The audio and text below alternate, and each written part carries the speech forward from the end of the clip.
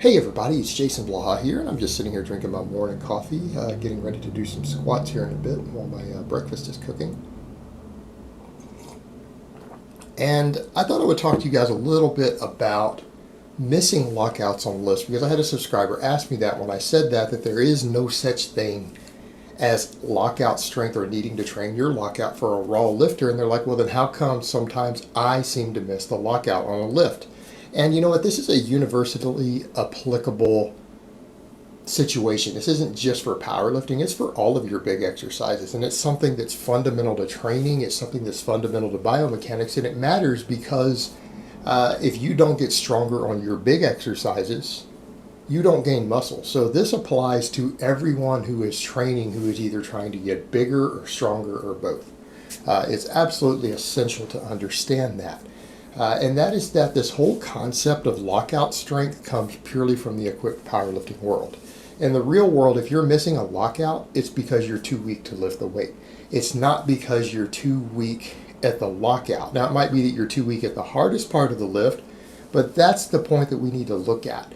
When you start breaking down any exercise, I don't care if it's a weighted chin up or a squat, but we'll stick with bench press because that's such a popular exercise, but you need to understand the concept is the same. On a bench press, the hardest part is the bottom. The easiest part is the top. In other words, it takes less muscle fiber recruitment to move the same weight the top 3 inches of the lift than it does the bottom 3 inches. And the further you get into the lift, the less muscle fibers it requires to lift a given weight. Why? Because you have leverage advantage. The bottom, you've got a deeper stretch.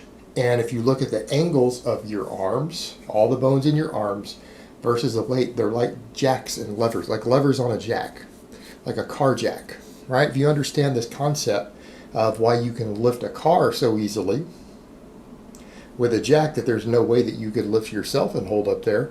But the point is to do with the lever arms involved. And it's simply easier at the top. And this is why when people train lockout work with boards and whatever else for, say, the bench press, they can do a lot more weight at the lockout than they can even start off their chest. We're not even talking about doing the whole lift, because a lot of people point out, well, partials use less energy. Yeah, that's true, but that's not what we're talking about. Yes, it is easier to move a weight 6 inches than it is to move the same weight 12 inches, right? We all in agreement there, but that's not the point. The point is that you can lift a lot more weight through the easier ranges of motion, and it's not any more difficult. There should be your dead giveaway that something's going on. In other words, if you're a 275 pause bencher off your chest, sometimes you can get on a 3 board and do 400 pounds if your wrists and everything can take it, right? And it's hard the first time you do it, but once you've trained the movement pattern, about the 3rd time you do it, it becomes no more difficult for you to press 400 pounds off the 3 board than it does the 275 off the chest. And in fact, in some cases, it might even be easier. Your joints might be a little sore, obviously, but in terms of actual exertion, it's not any more difficult for you, is it? And anyone who's done this realizes that. So the issue is not lockout strength. So the question becomes, here's the crazy part. People will, and this is where we need to get to the nitty gritty. People will ask this question.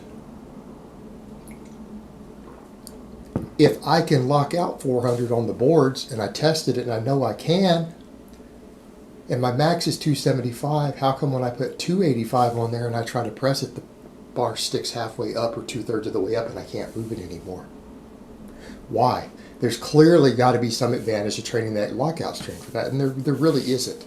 And the only reason when you did swap something in and you break through a plateau is usually because you have a novel stimulus.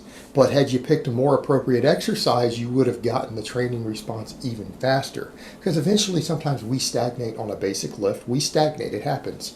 And a little bit of exercise variation for the same muscles in a similar movement pattern can break up that monotony. We can kind of bypass the law of accommodation, and we can spend 3 weeks working on a variant exercise, get a training response that's new to the body, and then suddenly we get a little bit of a growth spurt. And this doesn't work all the time. This tends to work best when you've stagnated. And then all of a sudden you break through your plateau and your 275 bench turns into a 280. Then all of a sudden you're stronger. But that's because of the novel training effect. You would actually get a better effect if you made sure that the weakest part of the range of motion got hit. Because that board press you did, or that slingshot or whatever you did, it's just a novel training effect because it's a different lift for the same basic muscles. What had happened if you had just used a dip or a floor press? You would have got the exact same effect. It's because you got a novel training stimulus. But to get the most out of it, if you really want to get the most out of it, you need to get stronger at the weakest part. Because here's what happens and here's why you stick. Let's say on the bench press you come all the way down. We've got the front delts, the pectorals, the triceps involved. In any given muscle, there are muscle fibers through that muscle, let's say the tricep or the pec. There are muscle fibers through that muscle that can contract at any point in the range of motion. And there are muscle fibers within a muscle that can only contract through certain parts of the range of motion. Right?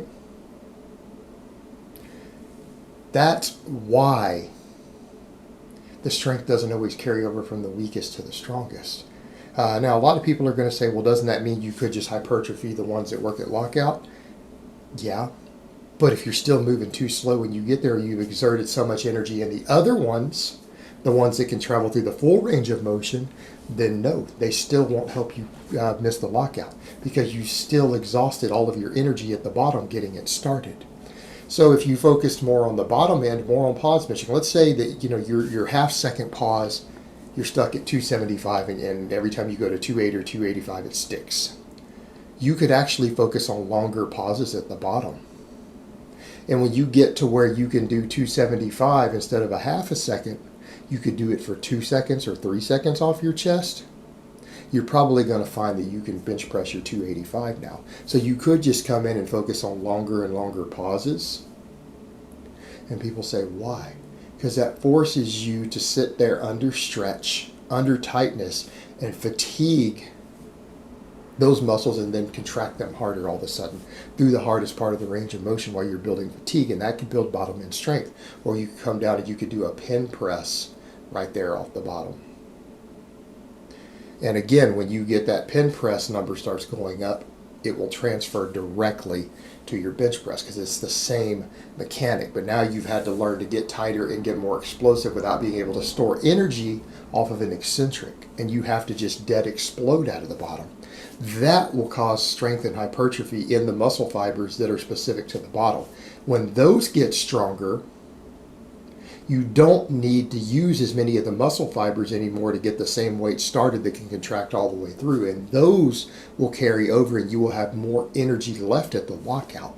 Because again, it's not lack of lockout strength, it's that you are using everything you have at the bottom. So if you get better and more efficient and stronger at the bottom, it will automatically fix your lockout. And that might be hopefully that makes sense and people understand that. And there are a lot of coaches who teach this. There are guys like Paul Carter teaches the same thing. He doesn't break it down like that with the fibers for you, but he explains that there's no lockout strength. You just need to get stronger at the bottom. And this is a guy he's a very respected coach. He's also a 500-pound raw bencher himself, right? Because he runs a lift, run, bang. He's a perfect example of someone who tells you that. Dan Green will tell you the same thing. See a pattern here? These are all guys who train exclusively in raw lifting. Coincidentally, what else? They're both super jacked, and both of them coach both tested and non-tested lifters, right? They're getting people strong who are natural also,